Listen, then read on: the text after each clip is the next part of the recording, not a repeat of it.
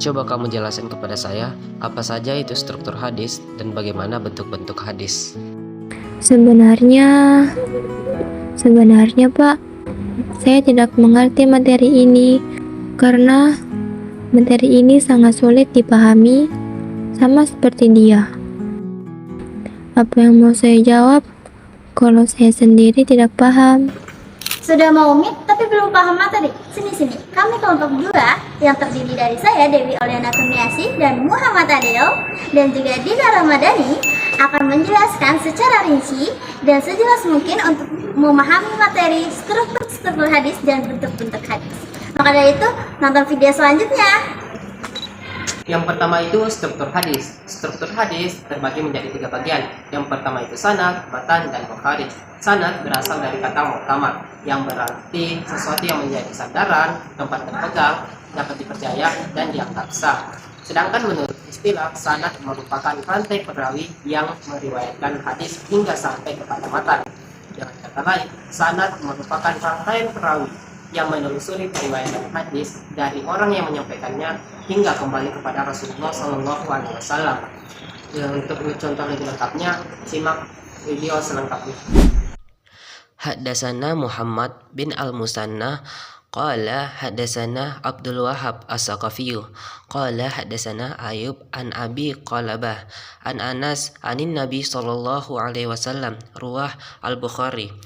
Berdasarkan hadis di atas, maka sanadnya adalah yang bertanda merah, yaitu Muhammad bin Al-Musanna, Abdul Wahhab As-Saqafiyu, Ayub, Abi Qalabah hingga sampai kepada Nabi Muhammad SAW. Yang kedua yaitu matan. Matan secara bahasa berarti tanah yang meninggi, sedangkan secara istilah matan berarti lafaz-lafaz hadis yang memiliki makna-makna tertentu. Ini menunjukkan bahwasannya matan ialah materi atau lafaz hadis itu sendiri yang ditempatkan setelah sanad. Untuk mengetahui lebih lanjut, perhatikan contoh berikut. Aku punya satu contoh yang bisa membantu kamu untuk memahami materi apa yang aku maksud. Jadi, contoh di hadis ini adalah hadasana Hisham bin Ammar, hadasana Hafiz bin Sulaiman, hadasana Kasir bin Sinzirin, anin Muhammad bin Sirin, an Anas ibn Malik, qala Rasulullah sallallahu alaihi wasallam, talabul ilmi faridatun ala kulli muslimin, ruwah Ibnu Majah. Berdasarkan contoh hadis di atas, yang disebut matan adalah kalimat yang berwarna merah, yang artinya adalah mencari ilmu itu wajib bagi setiap orang-orang Islam. Itu artinya kalimat matan di hadis ini adalah talabul ilmi faridatun ala kulli muslimin. Dan struktur ketiga yaitu mukharij. Mukharij adalah perawi hadis yang telah menghimpun hadis-hadis yang diriwayatkan ke dalam sebuah atau lebih kitab yang telah disusunnya. Untuk lebih jelasnya, perhatikan contoh berikut.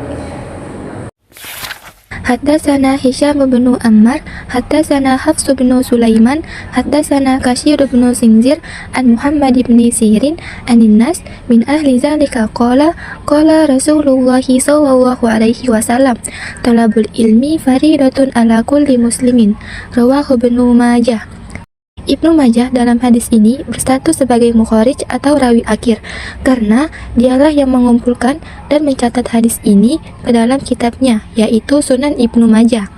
Adapun nama-nama lain yang berstatus sebagai mukharij dalam dunia hadis adalah Imam Muslim, Abu Daud, Tirmizi, An-Nasai, Ibnu Majah, dan imam-imam lainnya. Oke, kita masuk ke pembahasan yang kedua, yaitu bentuk-bentuk hadis. Yang pertama yaitu hadis qauliyah. Hadis qauliyah adalah hadis-hadis yang diucapkan Rasulullah SAW. Hadis ini diucapkan dengan berbagai tujuan dan situasi, seperti sabda Rasulullah SAW. Innamal a'malu binniyat wa innamal likulli imri'in ma nawa, ruwah Al-Bukhari wa Muslim.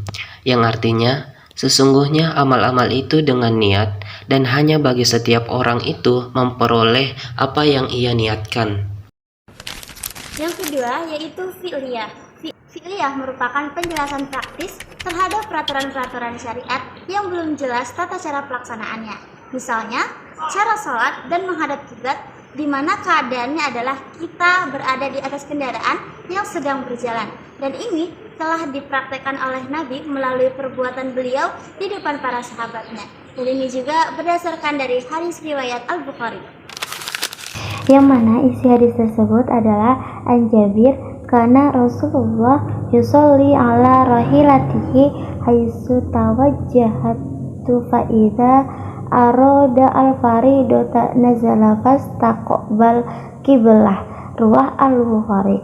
Dari Jabir bin Abdullah radhiyallahu anhu bahwa Rasulullah shallallahu alaihi wasallam salat di atas kendaraannya, menghadap kemanapun kendaraannya itu menghadap.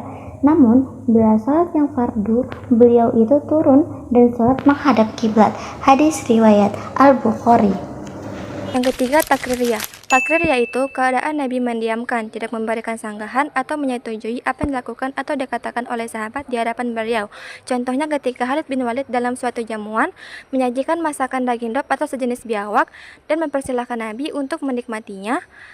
Tindakan Khalid dilihat oleh Nabi dan Nabi tidak melarangnya meskipun Nabi tidak memakannya.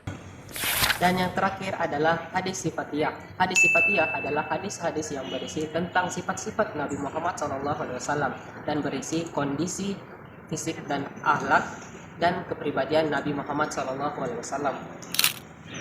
Gimana? Sudah paham belum? Sudah. Ayo, cepat jelasin.